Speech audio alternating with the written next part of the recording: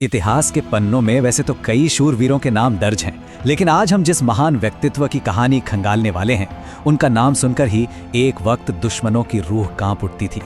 आइए मेवाड़ के उस अदम्य शेर के जीवन के पन्ने पलटते हैं, जिनकी रगों में खून से ज्यादा युद्ध का जुनून दौड़ता था। इस कहानी की शुरुआत करते हैं एक नंबर से, 80। अब ये कोई मामूली आंकड़ा नहीं है। सच कहूं तो ये हैरान कर देने वाला है, क्योंकि ये संख्या राणा सांगा के शरीर पर मौजूद युद्ध के गहरे घावों को दर्शाती है। जरा कल्पना करके देखिए, एक इंसान जिसके शरीर पर 80 से ज्यादा निशान हो और फिर भी वो रणभूमि में सबसे आगे सीना ताने खड़ा हो। ये उनकी अकल्पनीय सहनशक्ति का सबसे बड़ा जीता जागता सबूत है।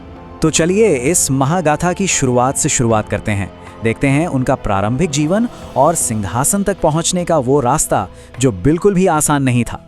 राणा सांगा, जिनका असली नाम संग्राम सिंह था, उनका जन्म लगभग 1482 में मेवाड़ के शक्तिशाली और गौरवशाली सिसोदिया राजवंश में हुआ था। उनके पिता राणा रायमल उस वक्त मेवाड़ के शासक थे।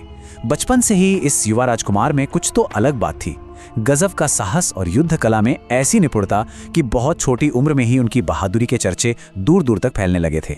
लेकिन गद्दी का सफर बड़ा ही रक्त रंजित था। ये टाइमलाइन सब कुछ साफ साफ बयां कर देती है। 1508 में उनका राज्याभिषेक तो हुआ, लेकिन उससे पहले अपने ही भाइयों के साथ राजगद्दी के लिए इतना भयंकर संघर्ष हुआ कि उस भीषण लड़ाई में उन्हें अपनी एक आंख तक गंवानी पड़ी।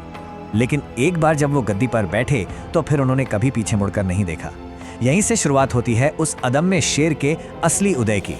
सत्ता में आते ही उन्होंने जिस रफ्तार से अपना प्रभुत्व बढ़ाया, वो वाकई कमाल का था।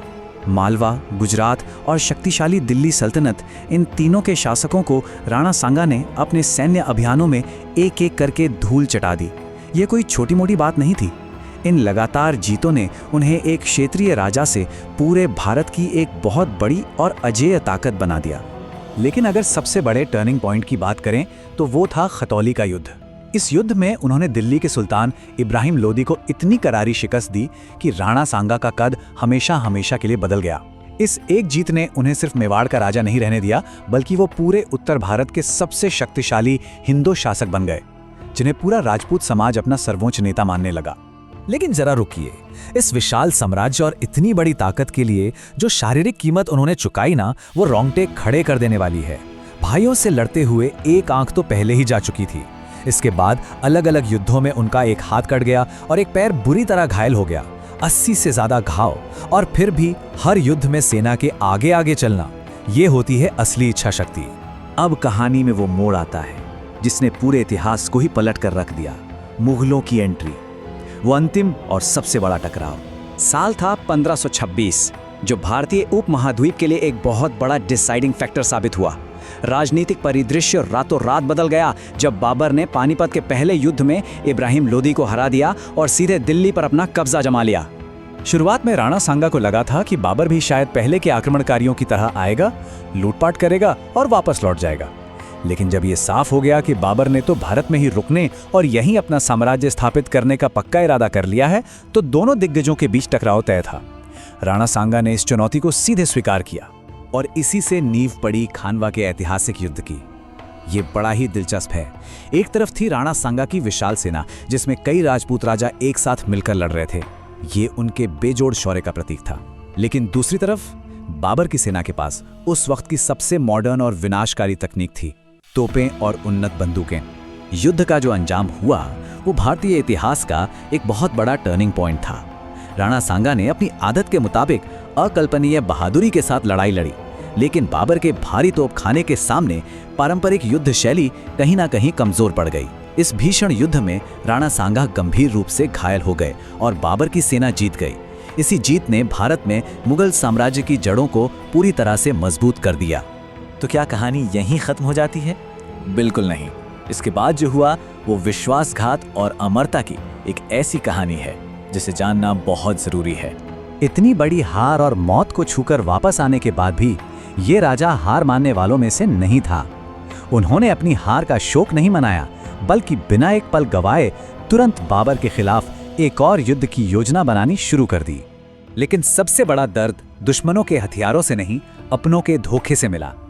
राणा सांगा के अपने ही सरदार युद्धों की उस अंतहीन श्रृंखला से बुरी तरह थक चुके थे।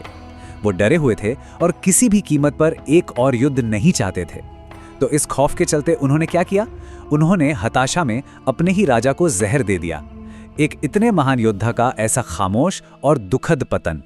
और इस तरह 1528 में संग्राम सिंह का सफर हमेशा के लिए खत्म हो गया। जहर ने इतिहास के सबसे अडिग और शक्तिशाली योद्धाओं में से एक की सांसें रोक दी। जिसने रणभूमि में 80 से ज्यादा वार सहे, वो अंततः अपनों के ही एक वार का शिकार हो गया। भले ही 1528 में उनका जीवन समाप्त हो गया, लेकिन उनकी विरासत आज भी जिंदा है। वो सिर्फ जीते गए युद्धों तक सीमित नहीं है, बल्कि आज वो असीम राजपूत साहस, अपार बलिदान और कभी न टूटने वाले स्वाभिमान के एक ऐसे प्रतीक बन चुके हैं जिनसे हमेशा प्रेरणा ली जाती रहेगी। आज के इस ऐतिहासिक विश्लेषण को खत्म करने से पहले चलिए एक बहुत ही दिलचस्प विचार पर गौर करते हैं। सोचकर देखिए, अगर खानवा के युद्ध में तोपखाने और आधुनिक हथियार नहीं होते तो क्या होता? क्या राणा सांगा की सेना जीत जाती? और अगर ऐसा होता तो आज हमारे भारत का नक्शा कैसा दिखता? ये एक ऐसा सवाल है जो हमें सोचने पर मजबूर कर देता है कि कैसे तकनीक का एक छोटा सा बदलाव पूरे इतिहास की दिशा हमेशा के लिए बदल सकता है।